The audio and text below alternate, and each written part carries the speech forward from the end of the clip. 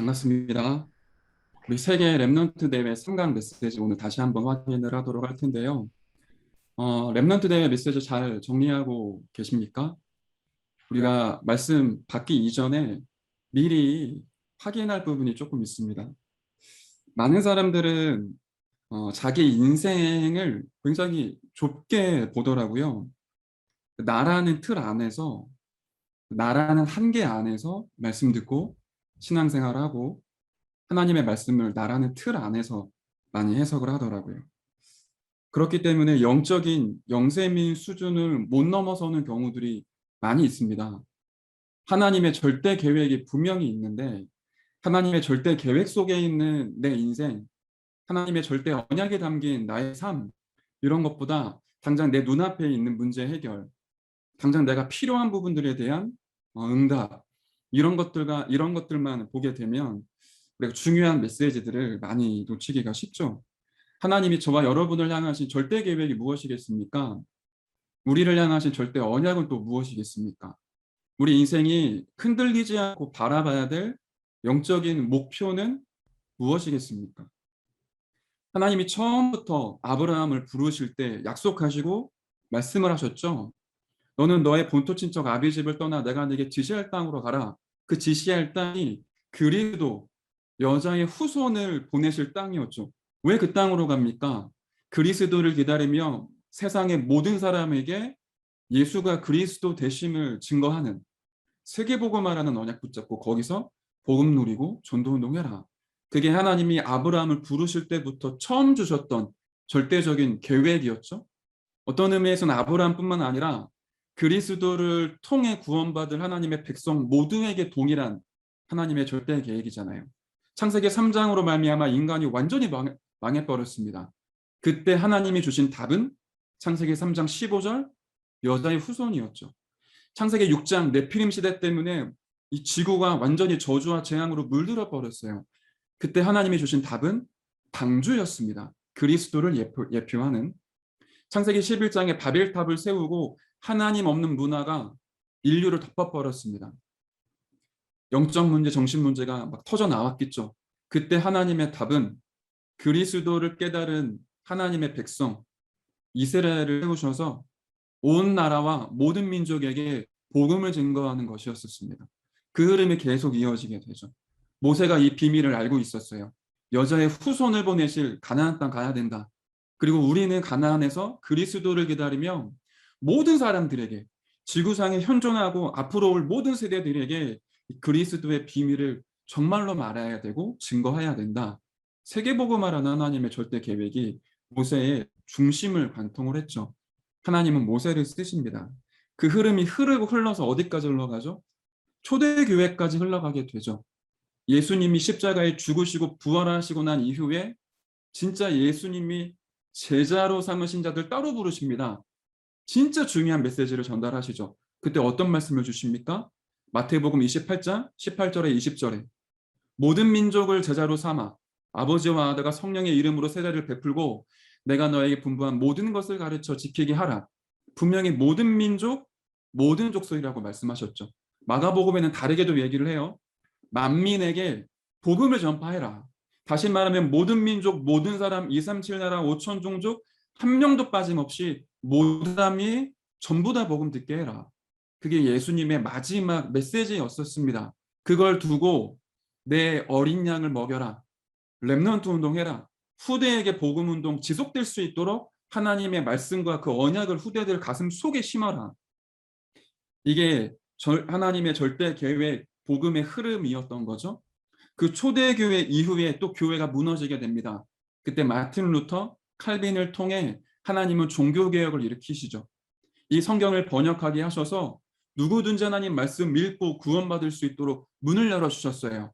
그리고는 교회를 회복하시고 이 땅이 선교 운동으로 회복시켜 주셔서 5천 년 역사 속에 우상 숭배하던 대한민국이라는 저주와 재앙과 전쟁 가운데 쩌들어 있던 이 나라에 하나님이 복음의 빛을 비추십니다. 그리고 우리나라 세계 선교의 강국으로 완전히 바뀌어지게 되죠. 그 속에 모든 것들이 회복되어졌습니다. 자, 그런 흐름에 지금 어디까지 왔죠? 하나님은 다락방, 전도 운동을 일으키셨어요. 이 흐름을 저와 여러분들이 진짜 알고 있어야 됩니다. 아는 걸 넘어서서 내 인생의 굉장히 중요한 하나님의 절대 계획을 인류의 역사와 교회사를 통해 볼 수 있어야 됩니다. 내가 당장 먹고 사는 거, 내가 당장 옷 잘 입는 거, 좋은 차 사는 거, 좋은 집 얻는 거, 좋은 여자, 좋은 남자 만나 결혼하고 행복하게 사는 거 축복인데 우리는 그 수준을 뛰어넘는 하나님의 중요한 계획이 진짜로 있습니다. 왜 자꾸만 하나님의 계획으로 우리 인생을 설계하라고 하시죠? 반대로 치면 우리의 계획이 하나님의 계획대로 설계되어지는 게 아니라 내 감정, 내 기분, 내 생각, 내 경험, 내가 하고 싶은 대로 내 인생을 설계하고 있잖아요. 하나님은 말씀을 편집하고 하나님의 것으로 하나님의 계획으로 우리 인생을 설계하라고 얘기를 하십니다. 너무너무 큰 응답과 큰 축복이 있는데 그걸 하나도 누리지 못하고 눈앞에 있는 것만 따라가다가 말씀 놓치고 기도 제목을 놓치고 내가 진짜로 누릴 모든 축복들을 버리는 경우들이 굉장히 많이 있어요. 그런 시간표 속에 저와 여러분을 세계 랩넌트 대회로 하나님이 인도하신 겁니다. 그리고 다락방 전도 운동이 복음을 회복하고 성경적 전도 운동으로 회복했던 1세대에서 2세대로 세대 교체가 되는 시점입니다. 언약의 바통이 이제 1세대로부터 2세대 랩넌트에게 전달되어지는 시점이에요. 하나님의 말씀 정확하죠. 모세 오경이 다 마치고 난 이후에 여호수아가 시작이 됐습니다. 출애굽하여 광야를 지나 가나안 땅을 가는 여정 속에 모세와 복음 회복했던 1세대들은 전부 다 광야에서 죽음을 맞이했습니다. 그리고 2세대 여호수아 갈렙과 다음 세대에게 복음과 말씀을 전하게 되죠. 자, 여기서 조금 중요한 부분이 있어요. 이 복음 운동이 다음 세대로 넘어갈 때 하나님은 어떤 일을 일으키십니까? 사탄은 어떻게 역사를 합니까? 그때 전도자들은 무엇에 집중을 합니까? 마지막 임종을 앞두고 모세가 어떤 책을 썼죠? 신명기를 기록을 합니다. 앞으로 가나안가야 될 우리 후대들의 마음과 영혼 속에 하나님의 말씀이 편집되고 각인되어져야 되니 지금까지 있었던 모든 하나님의 역사들을 글로 남겼고 단어화시켰고 말씀으로 편집을 했어요. 모세 오경을 남기고 임종을 맞죠. 하나님의 말씀을 편집을 합니다. 다락방의 혹자는 왜 류 목사님 이렇게 단어를 많이 쓰십니까? 이런 얘기를 하더라고요. 우리가 눈을 뜨고 시대를 보고 시간표를 봐야 돼요. 요 몇 년 사이에 다락방에 어마어마한 많은 단어들이 막 쏟아져 나왔거든요. 이유가 있습니다. 우리가 진짜 하나님의 역사 속에 우리가 어디쯤 와 있는지를 봐야 되겠죠. 여호수아가 그 말씀이 편집된 그 말씀 가지고 새롭게 시작을 하잖아요. 여호수아 1장 8절에 9절에 하나님 이렇게 얘기하십니다. 여호수아에게 극히 강하고 두려워하지 말라.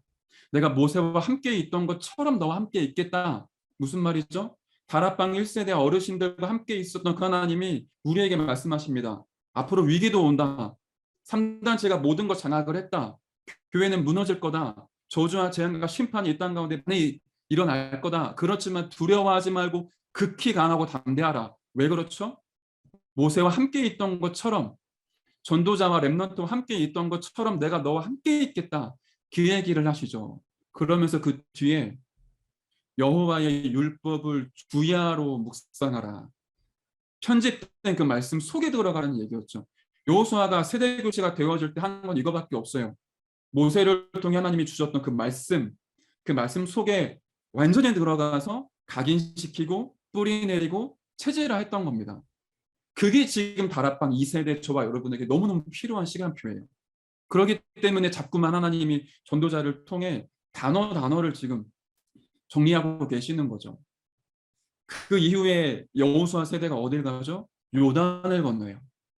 여호와의 제사장들의 발이 요단을 딱 들어갈 때 그 언약궤를 맨 제사장들의 발이 요단강을 딱 이제 드나갈 때 요단강이 갈라지죠.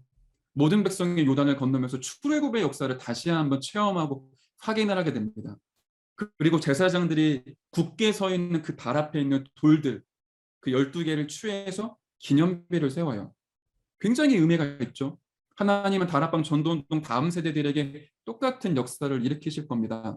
그렇다면 저와 여러분들이 오늘도 말씀 속에 있어야 됩니다. 편집된 그 말씀이 우리에게 진짜로 각인되어져야 됩니다.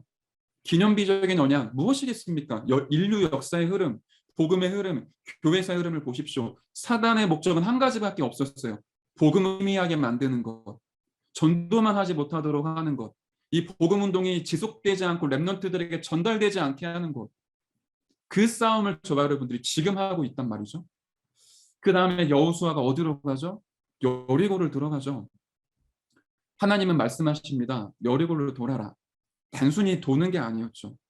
아마 그랬을 거예요. 지금과 그때와 똑같았을 거예요. 단순히 여리고가 무너질까? 이런 정도의 불신앙이 아니었을 거예요. 이스라엘 백성들 마음 깊은 곳에 선조 때부터 있었던 그 영적인 그 불신앙, 그 노예 체질, 광야 근성 이런 거 있었겠죠? 과연 이게 될까? 하나님이 진짜 역사하시나? 사실은 그것도 알지 못할 만큼 육신적인 것에 매달리다가 그냥 시키니까 도로라고 하니까 도는 사람들도 많았겠죠. 우리가 그런 걸 많이 얘기하잖아요.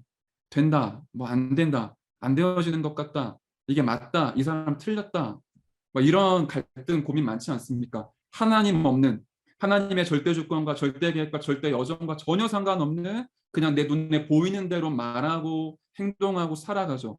그랬던 이스라엘 백성들에게 여리고를 맞닥뜨리게 하세요. 너희들 마음속에 있는, 영혼 속에 있는 하나님을 배제해 놓았던 그 모든 너의 삶의 문화, 네 생각대로, 네 계획대로, 눈에 보이는 대로 말하고 살아갔던 그 모든 여리고를 무너뜨려야 되니까 현장에 여리고 돌아라. 그 현장에 여리고를 도는 게 여리고라는 그 성을 무너뜨리기 위함이 아니라 네 속에 있는 여리고를 무너뜨리기 위해. 안 된다라고 하는 하나님의 계획과 상관없이 내 뜻대로 살아가면서 안 돼요, 틀렸어요, 못해요라고 하는 네 속에 있는 여리고를 꺾어야 되니까 아무 말 하지 않고 돌아라. 여리고를 돌게 하시죠.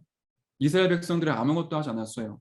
지금의 단어로 치면 말씀 듣고 기도하고 예배드리고 하나님 찬양을 했는데 난공불락에서 여리고성이 와르르 무너졌죠. 다락방 다음 세대가 누려야 될 축복입니다.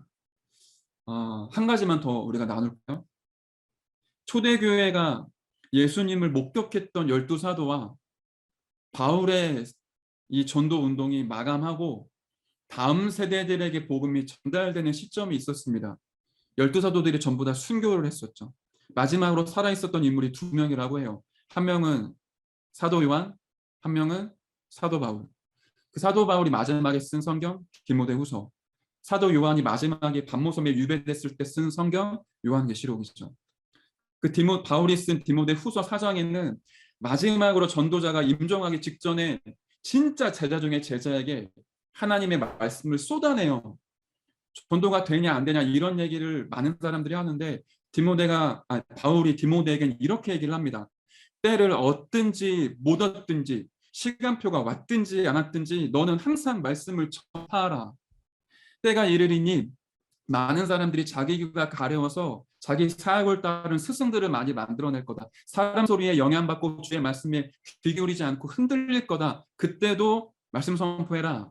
그 얘기를 하면서 마지막 디모데후서 4장 9절에 보면 4장 9절부터 13절에 보면 진짜 중요한 얘기들을 합니다. 뭐 더메라는 제자도 나오는데 바울을 끝까지 따라갔던 제자들 중에 배신한 사람도 있었더라고요. 세대 교체가 이루어질 때 그런 일들이 있었던 거죠. 사탄이 복음 운동을 끊기게 하기 위해 제자들에게 역사했었겠죠. 그런데 디모데가 끝까지 있었어요. 그런 디모데를 빨리 오라고 부릅니다. 바울 중요한 메시지와 중요한 가슴속의 한을 디모데에게 전달하고 싶었겠죠. 디모데를 부르면서 13절에 보면 드로아 가봇 그 집에 있는 특별히 가족 종이에 쓴 책을 가지고 와라. 신학자들은 이걸 서신서일 거다라고 얘기를 합니다. 무슨 말이냐면 바울이 죽기 직전에 이 전도 운동의 다음 세대에 넘어가기 직전에 서신서를 정리했던 겁니다. 하나님의 말씀이 편집되어져서 후대들에게 전달되어져야 되니까. 왜 류 목사님이 요 근래에 자꾸만 단어를 쓰십니까? 왜 62가지, 10가지의 비밀, 7가지의 큰 여정 이런 부분들을 정리를 하십니까? 류 목사님이 40년의 인생에 하나님이 역사하셨던 모든 복음운동, 전도운동을 총망라해서 편집하고 정리했어요. 저와 여러분에게 그 말씀을 다시 편집하라는데 중요한 이유가 있죠. 주야로 여호와의 율법을 묵상하는 자 반드시 가나안 땅을 정복하게 될 것입니다. 기념비적인 언약, 내 안에 여리고를 무너뜨리고 사단체가 장악한 저 세상을 완전히 회복하는 그 현장의 여리고를 완전히 깨트리는 전도 운동 속에 오늘 저와 여러분들이 지금 서 있는 거 아니겠습니까? 그런 흐름 속에 세계 랩넌트 대회 메시지가 선포가 됐었어요. 오늘 서론 굉장히 중요합니다. 제가 이렇게 길게 얘기하는 이유가 있어요. 우리가 또 그냥 늘 있었던 것처럼 랩넌트 대회 메시지 정리해야 되냐 정리하자. 그게 우리에게 이유가 있고 의미가 있겠습니까? 아무런 능력도 없죠. 그런데 만약에 흐름을 알고 시간표를 알고 이유가 있는 사람이 랩넌트 대회 메시지를 붙잡는다. 하나님은 그에게 중요한 시선을 고정시키실 겁니다. 2021년도에 원단 메시지가 선포되어지고 그 말씀의 성취가 이루어진 증거들을 통해 다시 한번 정리되고 2021년도 후반기를 걸어갈 메시지가 세계 랩넌트 대회 메시지라고 하셨어요. 중요하죠. 중요하다고 말하는 게 너무 가벼워 보일 만큼 이 메시지를 우리가 놓쳐서는 안 됩니다. 자, 그러면 이 3강의 메시지 네, 확인을 해볼까요? 3강 메시지 이전에 우리 지난 1강, 2강 살펴보면 원단 기도의 메시지가 세계 랩넌트 대회 메시지랑 똑같죠? 흐름이. 원단 기도 메시지 기억나십니까? 1강이 영적 파수꾼이었습니다. 세계 랩넌트 대회 1강 뭐였죠? 이 성취를 보는 영적인 파수꾼입니다. 보좌의 축복을 누리는 영적인 파수꾼. 2강은 뭐였죠? 시공간 초월, 그 능력을 아는 성령의 역사를 알고 누리는 영적인 의사. 원단 기도의 2강 메시지가 영적인 의사였었죠. 그러면 3강은 무엇이겠습니까? 수중직의 대사. 영적인 대사입니다. 어떤 영적 대사이죠? 서밋을 살리는 영적인 대사. 세계복음화의 절대 계획 속에 저와 여러분들이 이렇게 부름받은 거죠. 이 시대의 서밋들을 살릴 수 있는 영적인 대사. 서밋을 살린다는 거는 모든 사람에게 복음을 답을 줄 수 있는 영적 상태라는 거죠. 모든 사람에게. 왕 앞에도 설 수 있고 거지 앞에 설 수 있고요. 대통령 앞에 설 수도 있고요. 경제인 앞에, 정치인 앞에, 굉장히 삶의 허덕에서 영적 문제 시달리는 사람 앞에 설 수 있는 사람. 서밋을 살리는 영적인 대사. 그게 저와 여러분의 정체성이죠. 그 자에게 하나님이 토탈 앤서라고 하셨는데 전체적인 응답을 쏟아 부으십니다. 보좌의 축복, 시공간을 초월하는 성령의 역사, 237을 환하게 비추는 237의 모든 흑암을 꺾는 그 빛의 축복이 누구에게 이루어집니까? 영적인 대사에게 이루어지게 돼요. 이거 우리가 어떻게 누릴 수 있죠? 서로이면서 바로 본론인데 그러기 때문에 저와 여러분에게 믿음이라는 거와 기도라는 부분이 거의 전부 답니다. 보좌의 축복, 시공간을 초월하는 능력, 237을 비추시는 그리스도의 빛 아는데 안 믿으면 아무런 일이 안 벌어지겠죠. 진짜로 믿는다면 1분만 기도해도 하나님은 역사하실 겁니다. 그 사실을 진짜 믿고 하루에 10분만 기도한다면 세계를 움직일 거라고 메시지를 주셨습니다. 증거를 대겠습니다. 다니엘서 7장부터 보시면 다니엘이 본격적으로 기도하는 장면이 나옵니다. 다니엘서 1장부터 6장까지는 사건들 중심으로 성경이 이제 흘러가죠. 그러다가 다니엘서 7장부터는 다니엘이 이 보좌의 축복과 시공간을 초월하는 능력, 237을 비추는 그 빛의 축복 가지고 기도 속에 들어가는 장면들이에요. 다 이해할 수는 없고 다니엘 9장 같은 경우는 예레미야를 통해 쓰여진 책, 그 성 속에 다니엘이 그 말씀을 받아요. 그리고 깨닫게 돼요. 하나님 은혜로. 우리가 포로로 끌려왔지만 70년 동안 포로로 있다가 다시 가나안 땅으로 돌아가서 성전을 재건하게 될 것이구나. 이걸 다니엘이 기도 속에 깨닫게 돼요. 그게 성경에 기록되어 있거든요. 그때 어떤 일이 벌어지느냐? 하나님의 천사장 중에 심부름하는 가브리엘 천사를 보내서 주의 말씀과 환상과 계시를 깨닫게 합니다. 실제 있었던 일이에요. 그리고 다니엘서 10장에 어떤 일이 벌어지죠? 다니엘이 또 마음과 뜻을 정하고 하나님께 기도하기 시작을 합니다. 그랬는데 하나님이 기도하는 그 첫날부터 바로 응답을 이루는 주의 사자를 보내세요. 그런데 그 당시의 강대국이었던 바사, 페르시아죠. 페르시아를 장악하고 있는 사탄의 조직 흑암의 권세들이 다니엘에게 심부름하는 주의 천사를 막아요. 그랬더니 하나님이 천사 중에 군대장이었던 미가엘을 파송하시죠. 미가엘이 흑암의 권세를 다 깨뜨리는 겁니다. 그리고는 다니엘에게 가고 있는 주의 사자를 다시 파송하죠. 그런 장면들이 다니엘서 7장부터 계속 나와요. 이게 만약에 여러분에게 이상하게 들린다. 그러면 보좌의 축복, 시공간을 초월하는 능력, 237의 빛을 비추는 하나님의 역사, 아마 잘 이해가 안 될 겁니다. 근데 실제 렘넌트 7명은 기도 속에서 영적 세계를 보았고 영적인 축복을 누렸습니다. 근데 이게 지금도 이루어지고 있다는 너무 중요한 사실. 지금도 저와 여러분이 하루에 10분만 진짜 믿고 하나님의 말씀과 약속 붙잡고 기도할 때 하나님은 응답을 이루는 주의 사자를 보내십니다. 나와 우리 현장의 역사는 모든 사탄, 귀신, 악령의 권세를 깨뜨리십니다. 완전히 흑암으로 덮여있는 지역 가운데 그리스도의 빛을 환하게 비추시죠. 이게 모든 축복인데 이거를 본 적이 없고 체험을 안 하고 안 믿으니까 단어는 아는데 안 부딪히는 거예요. 여러분에게 숙제를 좀 드리자면 다니엘서 9장, 10장 그리고 다니엘서 7장부터의 그 성경들을 조금 한번 주의 깊게 읽어보세요. 곰곰이 묵상하고 기도하시면서 그게 단순히 환상 그냥 허무맹랑한 얘기들이 아닙니다. 지금도 이루어지고 있습니다. 그런데 성경을 읽어보면 진짜 중요한 믿음의 영웅들이 기도할 때마다 똑같은 일이 반복되어져서 이루어져요. 다윗 시편 103편 20절에 이 얘기를 하잖아요.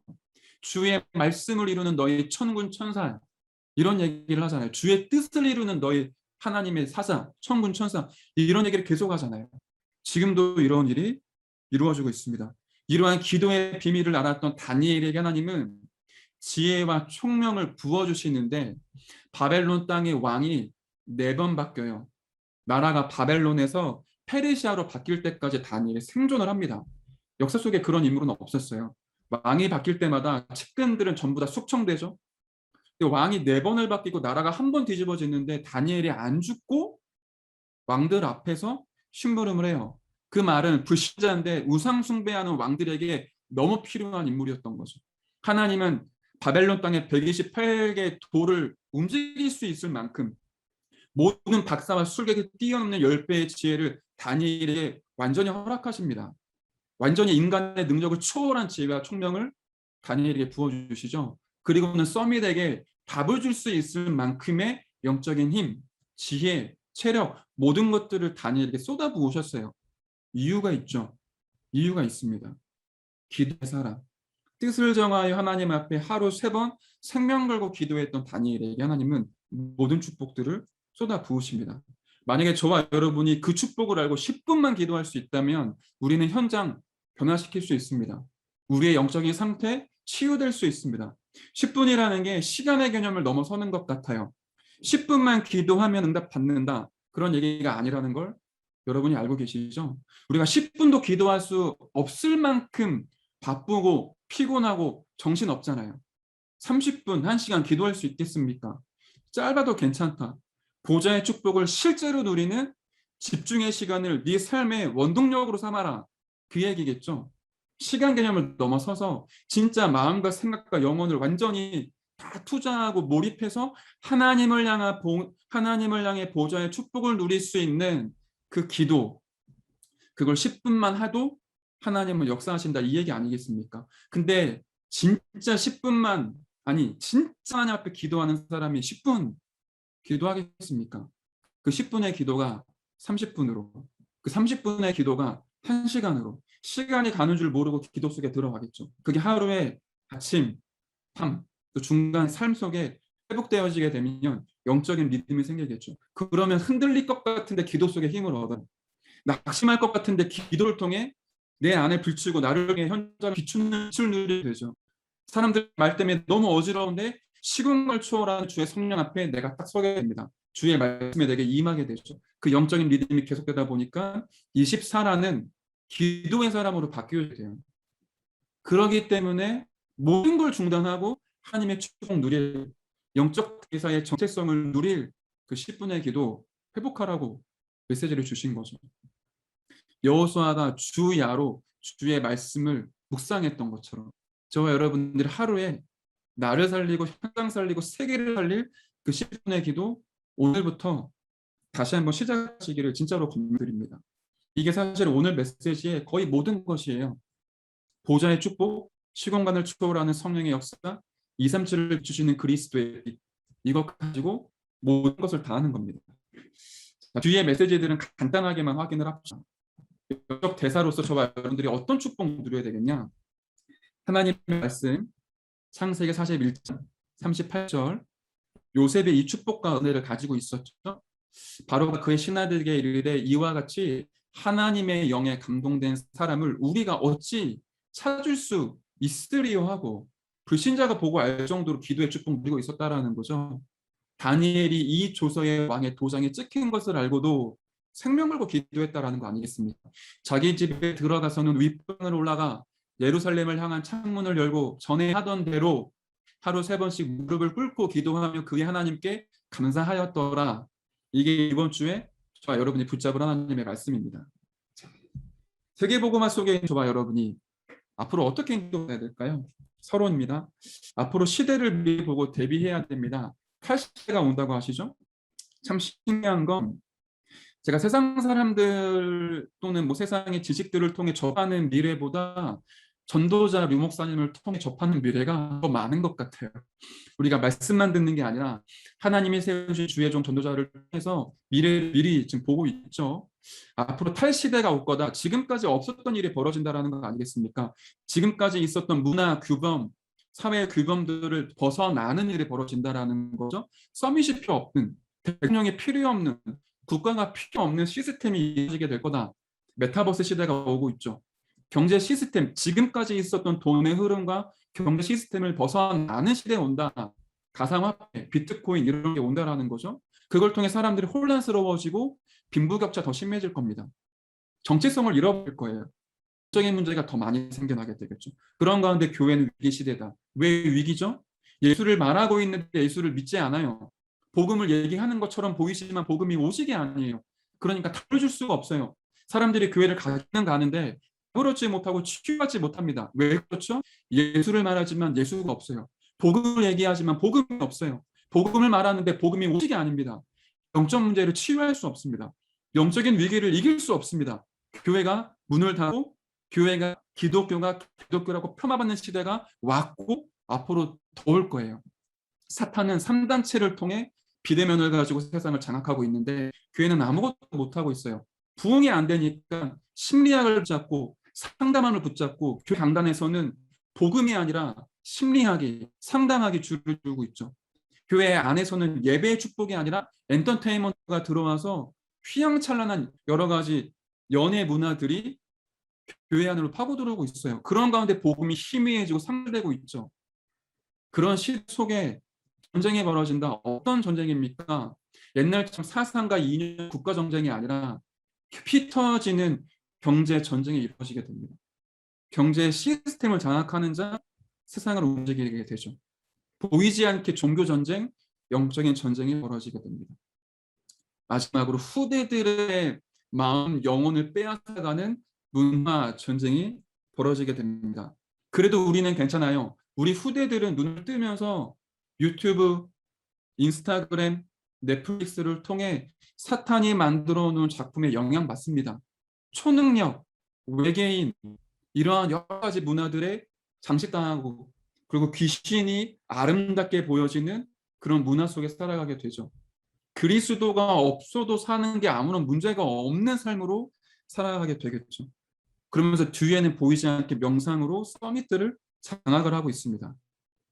제가 이런 부분들을 조금 연구하려고 유튜브에 명상에 대한 기독교가 아닌 명상에 대한 단체들을 좀 구독하고 조금씩 보고 있는데 제가 뭐 실명을 거론할 수는 없고요. 어떤 명상 단체에서 간증 영상을 송출을 하더라고요. 우리나라 한 청년이 공황장애로 시달리는데 이 명상을 통해 깨끗이 치유되어진 과정들과 결과를 얘기하는 거예요.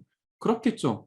명상하면 깊이 호흡을 하니까 호흡을 통해 피가 온몸에 돌 거고 혈액순환이 되면서 뇌까지 흘러가지 않았던 피, 혈액, 산소들이 공급되겠죠. 결국 공황장애, 우울증 이런 것들은 뇌의 병인데 뇌의 신경세포들이 살아나니까 나아지고 치유되어지겠죠. 그렇게 영향받다가 누구에게 잡히느냐? 악령과 귀신에게 사로잡히게 되는 겁니다.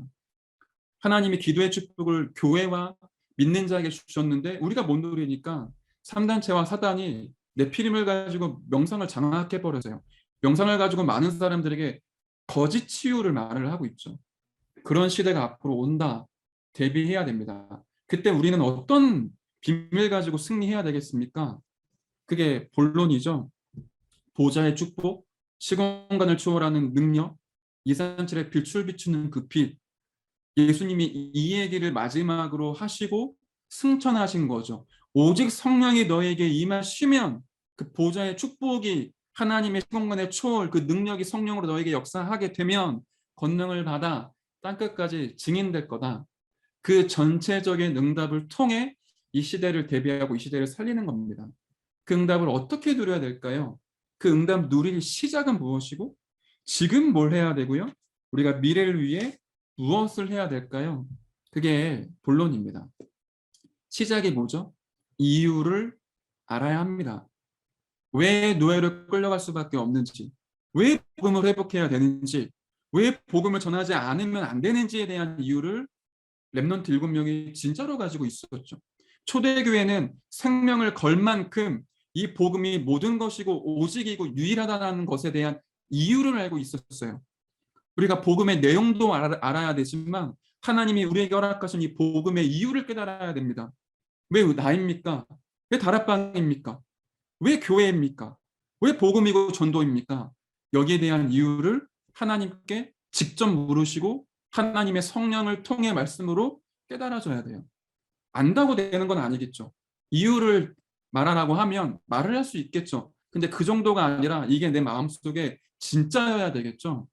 왜 내가 보좌의 축복으로 이 땅을 살아가야 되는지, 왜 많은 사람들이 성공하고도 무너질 수밖에 없는지, 왜 교회는 자꾸만 포로되고 노예되고 속국되고 중독될 수밖에 없고 집착하다가 많은 후대들이 영적 문제에 걸려 죽을 수밖에 없는지, 왜 교회를 오는데도 많은 사람들이 종교 생활할 수밖에 없는지, 그들을 살릴 수 있는 중요한 답은 무엇인지, 여기에 대한 진짜 이유를 저와 여러분들이 깨달아야 되겠죠. 다니엘이 이 이유를 알고 있었습니다. 초대교회가 이 이유를 알고 있었습니다. 하나님은 아무런 조건과 그 인간의 노력 없이 이유를 아는 자를 영적인 서밋으로 세우십니다. 조건이 이거예요. 이유를 아는 자.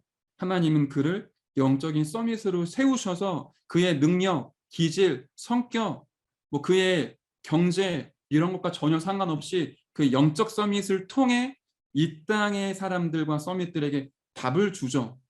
하나님의 원리입니다. 하나님이 저와 여러분의 능력, 뭐 성격, 기질, 뭐 실력 이런 걸 보는 게 아니라 이유를 진짜 아는 자냐 그 한 가지를 보고 계시는 거죠. 복음 받았는데 왜 그 복음이 필요한지 이유를 아는 자냐 그게 우리가 집중해야 될 부분이겠죠.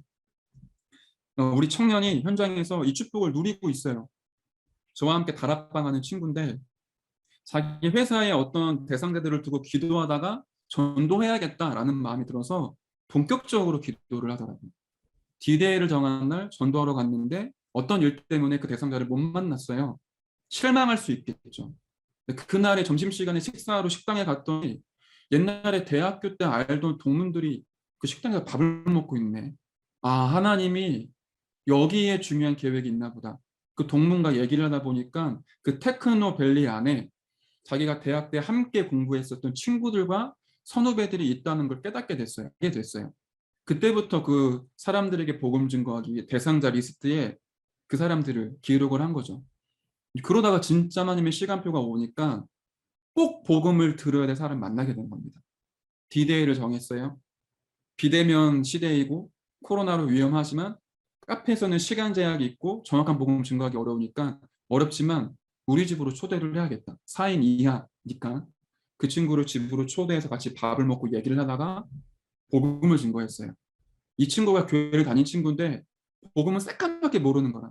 지금 정신적으로 문제당해서 어려움 당하고 있어요. 복음 증거하고 예수님을 그리스도로 영접을 했어요.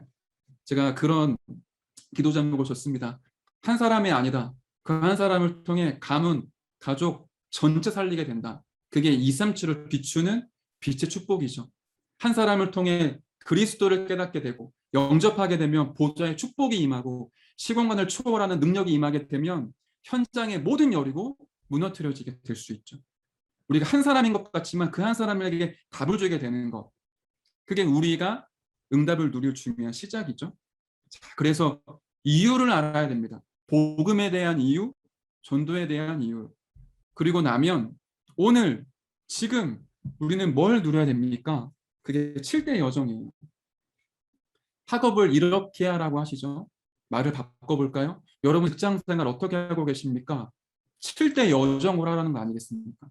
여러분의 사역, 여러분의 사업, 여러분의 직장 생활, 업무, 여러분의 삶 어떻게 살고 계십니까? 우리가 살아야 되고 우리가 업무해야 될 그 비밀이 세상 사람들이 가르쳐준 노하우를 가지고 하는 걸 넘어서서 7대 여정으로 삶을 살아가야 되겠죠. 신분 가지고 공부해라. 무슨 말입니까? 하나님의 자녀라는 신분, 성삼위 하나님이 함께 하실 때 영적인 힘이 먼저 생기게 되죠. 그것 가지고 공부 속으로 돌아가는 거예요. 열심히 해야 되고 최선을 다해야 되는 게 아니라 기도 속에서 영적인 축복을 누릴 때 진짜 평안, 감사, 힘이 나와지게 되죠. 그것 가지고 업무를 보고 학업을 하면은 다른 사람들이 알게 됩니다. 이 사람 뭔가 다르다. 다른 사람들이 알게 하기 위해 내가 그걸 해야 된다라는 게 아니라 그게 우리가 마땅히 누려야 될 응답이죠. 살아남는 10가지 비밀. 그 단어들이 좀 많은데 제가 다 얘기할 수는 없고 기억나십니까? 독립, 영적 사실을 보는 것, 응답은 반대쪽에 있는 것, 사람들을 죽이는 게 아니라 시너지를 누리는 것, 되어지는 곳, 응답이 있는 곳이 아니라 위기 속에 들어가서 경쟁하지 않고 재창조하는 것, 서밋으로 서서 사막, 황무지를 살리는 것, 절대 계획 찾는 것, 이게 우리가 어디에 있든지 누구를 만나든지 어떤 상황 속에 있든지 살아남는 10가지의 비밀이죠. 왜 이렇게 단어가 많냐? 각인하기 위해서입니다. 실제 적용하기 위해서예요. 우리가 메시지를 듣고도 각인시키지 않고 정리하지 않으면 그 메시지대로 살지 않잖아요. 조금만 작은 문제가 생기면 금방 내 기분, 감정, 살아왔던 방법대로 돌아가는 게 우린데 하나님은 이렇게 7대 여정을 우리에게 완전히 각인시켜서 네 기분, 감정, 뜻대로 살지 말고 하나님의 말씀으로 살아가라. 그렇게 하시기 위해 이 중요한 단어와 말씀들을 주신 거 아닙니까? 사람 소리에 흔들리지 않고 신앙 발판 10가지 위에 굳게 서라. 문제가 올 때마다 문제 해결하려고 하지 않고 5가지 확신 속에 들어가라. 문제 해결하려고 하지 말고 뒤에서 흐름 바꿔라. 위, 아래, 좌우, 과거, 현재, 미래를 보면서 하나님의 절대 계획을 찾고 복음을 계속 불어넣으면 흐름 바꾸게 되죠. 막상 일이 닥쳐오면 허겁지겁 달려가는 게 아니라 미리 보고 미리 응답받아 62가지의 삶으로 축복을 누려라. 가는 곳마다 보좌의 축복 누려라. 지금 이 모든 7가지 여정이 보좌의 축복 그 안에 담겨져 있는 하나님의 능력들이죠. 그러니까 보좌의 축복이라고 했을 때는 7가지 여정의 말씀의 응답들이 다 들어가 있는 거예요. 그 속에 하나님 안에 그리스도 안에 이 축복과 응답과 능력이 다 있는 겁니다. 그거를 단어로 정리하고 그거를 내용과 의미와 이유를 깨달아서 나에게 완전히 각인시킬 때 내게 되죠. 어디에 있든지 어떤 말을 듣든지 어떤 문제 앞에 있든지 흔들리지 않는 기도의 사람, 말씀의 사람으로 바뀌어지게 됩니다. 그 축복을 지금 누리라고 하시는 거죠. 그랬을 때 내일을 위해서는 뭘 해야 됩니까? 현장을 디자인하라. 미래죠. 앞으로 우리가 마주칠 이 시대의 미래입니다. 어떻게 해야 됩니까? 올인해야 될 거 찾아야겠죠. 많은 것들을 해야 되는 게 아니라 오직이 있어요. 그것도 완전히 모든 걸 쏟아 부을 올인해야 될 게 있겠죠. 거기에 초집중을 하는 거겠죠. 그렇게 인풋이 될 때 아웃풋으로 출력되는 게 있죠. 바깥을 향해 올 아웃해도 되는 것들이 있습니다. 그래서 모든 것들을 변화시키는 하나님의 능력을 누리게 되죠. 이걸 통틀어 디자인이라고 한다. 말이 어려운 것 같지만 여러분들이 지금 뭐에 올인하고 계십니까? 오늘 여러분들 어떤 생각으로 하루를 살아오셨습니까? 그게 나의 올인이죠. 도박용 아닙니까? 내가 가지고 있는 모든 것들을 거는 것. 내가 무슨 일을 해도 요것 때문에 일을 하는 것. 그게 올인이겠죠.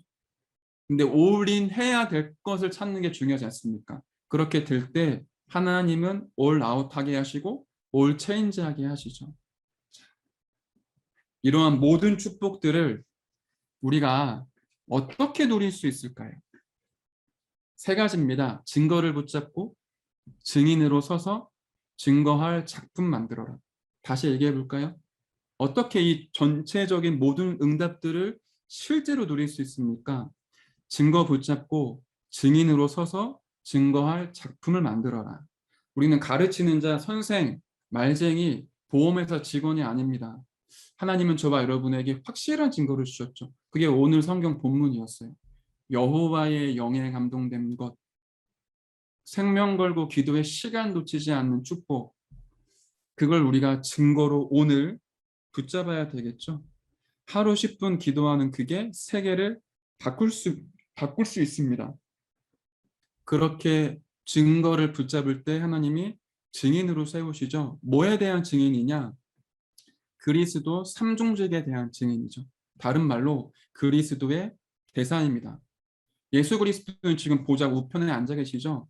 그 그리스도를 대신하여 그리스도의 직무를 대신할 자가 대사이죠. 이 땅 가운데 사탄이 네피림을 장악해서 세상을 움직이고 있는 이 시대와 이 땅 가운데 저와 여러분이 그리스도의 축복으로 모든 것들을 바꾸고 치유할 대사로 살아가고 있습니다. 먼저 보고 체험하고 우리가 누리는 거겠죠. 사탄의 권세를 깨뜨리신 그 왕의 직분을, 모든 죄와 저주와 재앙을 막으신 제사장의 직분을, 하나님 만나는 길을 여시고 말씀으로 역사하시는 선지자의 축복을, 그리스도를 진짜 보고 내가 체험하고요. 내가 이제 이걸 누리는 거예요. 여러분의 현장을 두고 삼중직을 가지고 기도하시길 바랍니다. 내가 그리스도의 대사이기 때문에 흑암의 권세를 꺾을 영적인 왕이다. 우리 현장, 가정, 직장의 모든 재앙 막을 영적인 제사장으로 내가 부름받았구나. 하나님의 말씀을 대언하고 여호와 하나님을 바라볼 수 있도록 길을 여는 영적 선지자로 내가 오늘 현장 가운데 서 있구나. 그게 우리의 신분이고 정체성이죠. 내용은 무엇입니까? 증거할 작품이 있죠. 전도와 기도로 작품을 만들어라. 인생을 편집하는 겁니다. 오직 유일성, 재창조를 어디에 있든지 볼 수 있는 시스템을 갖추게 되는 것. 그게 우리가 인생을 말씀으로 편집하는 거죠. 하나님의 계획으로 내 인생을 설계하는 것입니다.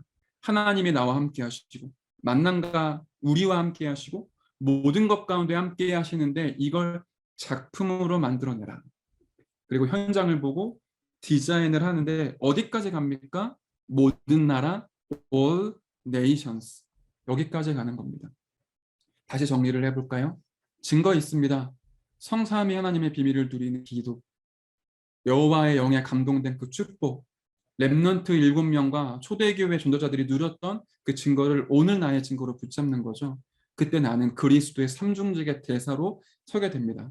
그때 많은 사람들 앞에 내 인생을 통해 하나님의 역사하신 증거할 작품이 만들어져야 되겠죠. 그게 우리의 내용이에요.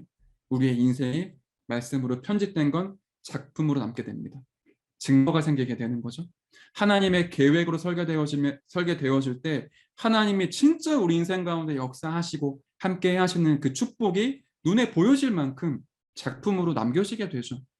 그리고는 현장을 향하여 모든 나라 237 나라 5천 종족을 살릴 수 있는 그 전도의 작품이 내 인생 가운데 남게 되겠죠. 그게 디자인이라고 하십니다. 이걸 24, 25 영원으로 누리고요.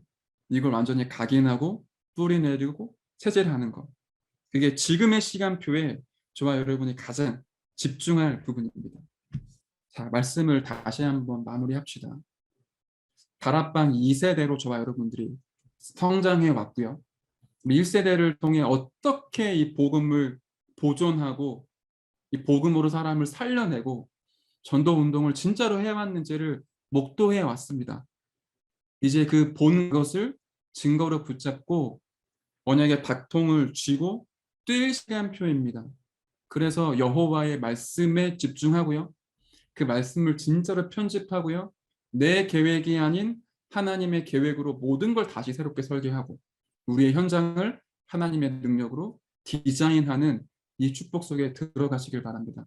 어떻게 해요? 하루에 10분의 기도를 통해 모든 것들을 끊어내고 하나님과 완전히 마주해서 보좌의 축복을 눈으로 보는 것만큼 체험할 정도로 저와 여러분이 기도 속에 들어가시면 됩니다. 이번 WRC 메시지를 통해 우리 인생 60년, 80년이 응답받는 그 축복 은혜가 저와 여러분에게 임하게 될 줄 믿습니다. 제가 기도하고 말씀 마치겠습니다. 하나님 감사드립니다. 교회가 복음을 읽고 수많은 사람들이 복음을 듣지 못해 이 저주와 재앙으로 죽어가고 있습니다. 예수를 알지만, 예수를 말하지만 예수가 누구인지 모르는 저주 가운데 교회가 빠져 있습니다. 진짜 그리스도를 아는 자들이, 진짜 복음을 아는 자들이 이 땅 가운데 일어나게 하여 주옵소서. 주님의 그 부활 메시지를 인생의 절대 언약으로 붙잡고 달려나갈 수 있는 전도자들이 일어나게 하여 주시옵소서. 2000년 만에 회복된 이 성경적 전도 운동과 이 복음 운동을 끊기게 하고 중단시킬 주역이 아니라 보존하고 지속하고 후대들에게 전달하며 온 땅으로 알게 할 전도자, 렘넌트 지도자들이 일어나게 하여 주시옵소서. 우리 임마누엘 서울교회 청년국이 이 축복 누리길 기도합니다. 하나님의 절대 계획 속에 우리 인생을 보게 하시고 하나님의 절대 언약 속에 우리 인생을 말씀으로 편집하고 하나님의 계획으로 설계하며 하나님의 것으로 현장을 디자인하는 축복을 누리게 하여 주옵소서. 모든 영광 주님께 올려드리며 살아계신 예수 그리스도의 이름으로 기도드렸습니다. 아멘.